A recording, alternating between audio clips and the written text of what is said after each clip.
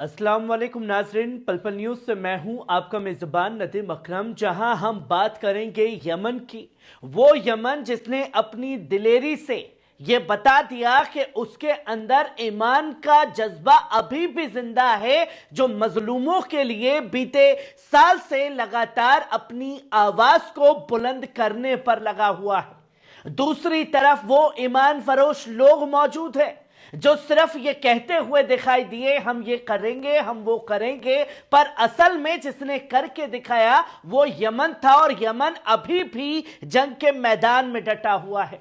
इसका खामियाजा यमन को भुगतना पड़ा, जहां अमेरिका ब्रिटेन ने मिलकर के यमन के ऊपर हमले किए, और यमन के ऊपर हुए हमले के बाद अंसारुल्लाह ने जंग का ऐलान कर दिया। और इसी के चलते सबसे बड़ा जंगी जहाज लाल सागर में अमेरिका ब्रिटेन को तैनात करना पड़ा। और यमन से लड़ने के लिए ब्रिटेन कितना मजबूत है, इस रिपोर्ट में जानेंगे। शुरुआत करते हैं पहली खबर से, जहां अमेरिका और ब्रिटेन ने यमन के हुदैदा प्रांत के दक्षिण हिस्से अल तहैता जिले पर हवाई हमला किया। यह इलाका यमन के पश्चिम में लाल सागर के किनारे स्थित है।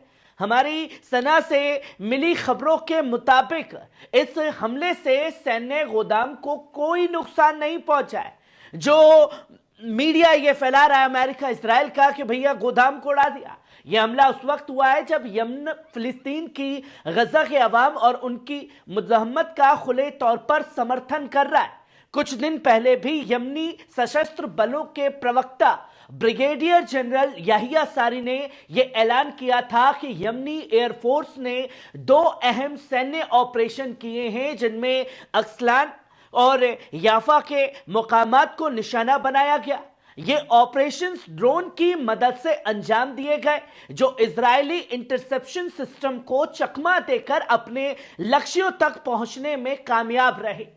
याहिया सारी ने यह भी खुलासा किया कि इस्लामिक रेजिस्टेंस इन इराक के साथ मिलकर एक संयुक्त ऑपरेशन को अंजाम दिया गया था, जिसमें मकबूजा फिलिस्तीन के दक्षिण हिस्से में अहम ठिकानों को निशाना भी बनाया गया, जिसके तस्वीर और वीडियो लोगों के सामने आए। अपनी बयानबाजी के आखिर में प्रवक्ता ने यमन की फिलिस्तीन के लिए अड़िग हिमायत को दोहराते हुए कहा कि यमनी ऑपरेशंस दुश्मन के अहम ठिकानों और संस्थानों पर वार करते रहेंगे जब तक कि गजा पर इजरायली जुल्म खत्म नहीं हो जाता और नाकाबंदी को नहीं हटाया जाता। ये यमन का जज्बा है जो पूरी दुनिया के देश एक साथ आने के बाद भी यमन को नहीं रोक पा रहे। और जब यमन के ऊपर हमला हो गया है तो दूसरी खबर देख सकते हैं कि यमन इजराइल और अमेरिका के खिलाफ जंग का ऐलान कर चुका है। चंद रोज पहले यमनी अफवाज के प्रवक्ता ब्रिगेडियर जनरल याहिया सारी ने भी ऐलान किया कि ड्रोन के जरिए अस्कलान और याफा के मुकामात को निशाना बनाया गया था। उन्होंने यह बताया कि ड्रोन इजराइल के इंटरसेप्शन सिस्टम को मात दे करके इजराइल के अंदर घुसा, और इसी के चलते यमन इजराइल के ऊपर ना हमला करे तो उसके तमाम बाप यमन को रोकने के लिए पहुंच गए। और जब यमन को रोकने के लिए पहुंचे हैं तो यमन भी खुल करके ऐलान कर रहा है, जहां हजरत अंसारुल्लाह के रहनुमा सैयद अब्दुल मलिक अल हूती ने एक बयान में साफ कहा कि सना हर वक्त अमेरिका और इजराइल से जंग के लिए तैयार है। उन्होंने कहा कि यमन ने लाखों अफराद को ट्रेनिंग देकर जंग के मैदान में उतारने के लिए तैयार किया हुआ है, ताकि वो हर तरह के चैलेंज का सामना कर सकें। हम पीछे हटने वाले बिल्कुल नहीं हैं जब तक गजा पर जुल्म ज्यादती इजराइल की बंद नहीं हो जाती। वहीं आप तीसरी खबर भी देख सकते हैं, यूएसएस हैरी ट्रूमैन की तैनाती की गई है। अमेरिकी सेंट्रल कमांड सेंटकॉम ने ऐलान किया कि USS Harry S Truman carrier strike group मध्य पूर्व के इलाकों में पहुंच गया है। इस ग्रुप में USS Harry S Trueman CVN-75 के साथ तबाही मचाने वाले डिस्ट्रॉयर और क्रूजर शामिल हैं। सेंटकॉम के मुताबिक इसका मकसद इलाकाई स्थिति और सुरक्षा को यकीनी बनाना है। यह तैनाती उस वक्त हुई है जब कैरियर ने स्वेज नहर को पार करके लाल सागर में दाखिल हुआ।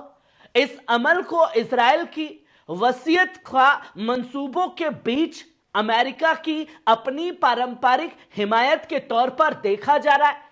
इस ताजा कदम के पीछे सीरिया के सदर बशर अल असद की बेदखली और गजा में यमनी सशस्त्र अफवाज की जवाबी कार्रवाइयों का असर महसूस किया जा सकता है। अगर यमन के हमलों से कुछ हो नहीं रहा है तो फिर यह सब करने की क्या जरूरत पड़ रही? अमेरिका और ब्रिटेन के ये हमले और यूएसएस हैरी एस ट्रूमैन की तैनाती से हालात और ज्यादा पेचीदा हो गए हैं। क्या ये इलाकाई अमन के लिए खतरा बनेंगे या इजराइल और उसके हिमायती अपने मंसूबों में कामयाब होंगे, जो बीते एक साल से तो होता हुआ दिखाई नहीं दिया? तो बढ़ते हैं नाजरीन चौथी खबर की तरफ। जिस ब्रिटेन को अमेरिका अपने साथ यमन से लड़ने के लिए लाया है वो असल में कितना मजबूत है? ब्रिटेन की फौजी तैयारी को लेकर हाल ही में द टेलीग्राफ की एक रिपोर्ट ने संगीन सवाल खड़े कर दिए हैं। रिपोर्ट के मुताबिक रॉयल नेवी की मौजूदा हालात बेहद तश्वीशनाक है। 6 एडवांस्ड टाइप 45 डिस्ट्रॉयर जहाजों में से 2 ऑपरेशंस में हैं, जबकि बाकी 4 जहाज बड़ी मरम्मत के काम में लगे हुए हैं। वहीं टाइप 45 डिस्ट्रॉयर जो रॉयल नेवी की हवाई दिफा का अहम हिस्सा है, मरम्मत और तकनीकी मसाइल की वजह से पूरी तरह से काम करने में नाकाम साबित हो रहा है। रिपोर्ट में यह भी कहा गया है कि इनमें से एक जहाज ने अपनी तैनाती के मुकाबले ज्यादा वक्त मरम्मत में गुजारा है। ब्रिटिश पार्लियामेंट के रुकन माइक मॉर्टन ने इस सूरत हाल को बेहद परेशान कुन बताते हुए कहा कि डिस्ट्रॉयर जहाज हमारी हवाई दिफा की बुनियाद है और सिर्फ 2 जहाजों के साथ हम लंदन तो क्या पूरे मुल्क का दिफा नहीं कर सकते हैं। जहां खुद नेवी यह बयान दे रही है ब्रिटेन की। रिपोर्ट में यह भी खुलासा हुआ है कि रॉयल नेवी का बेड़ा अपने तारीख के सबसे निचले मुकाम पर पहुंच चुका है। जहां 1945 में ब्रिटेन के पास 800 से ज्यादा जहाज थे, वहीं आज सिर्फ 14 डिस्ट्रॉयर और फ्रिगेट्स रह गए हैं, जिनमें से सिर्फ 8 फौरन तैनात किए जा सकते हैं। ब्रिटेन की फौज की तैयारी को लेकर डिफेंस मिनिस्टर के एहलकार अलिस्टर कॉनर्स ने माना है कि मुल्क किसी बड़े मयार की जंग के लिए तैयार नहीं है। उन्होंने यह कहा कि अगर कोई बड़ी जंग शुरू होती है तो ब्रिटेन के पास 6 महीने से 1 साल के अंदर फौजी कमी हो जाएगी। आज ब्रिटिश फौज में सिर्फ 73,000 एक्टिव फौजी हैं, जो 1823 के बाद का सबसे कम आंकड़ा है, जबकि मुल्क की आबादी 20 मिलियन से बढ़कर 67 मिलियन हो चुकी है, जिसकी तस्वीर लोगों के सामने है कि ब्रिटेन असल में कितना मजबूत है यमन से लड़ने के लिए। और यमन के इरादे बीते 1 साल में जग जाहिर हो चुके हैं। और जब यमन ने अपने इरादों को जग जाहिर कर दिया है तो अंसारुल्लाह की तरफ से यह कह दिया गया है कि हमारे लाखों जियाले जो हैं जंग के मैदान में उतरने के लिए बेताब बैठे हैं और हम बड़ी जंग के लिए अमेरिका इजराइल से पूरी तरह तैयार है।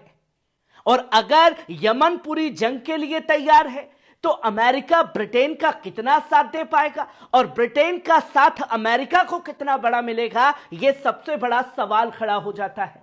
कैसी लगी खबर? कमेंट बॉक्स में आकर के अपनी राय जरूर दीजिएगा। शुक्रिया।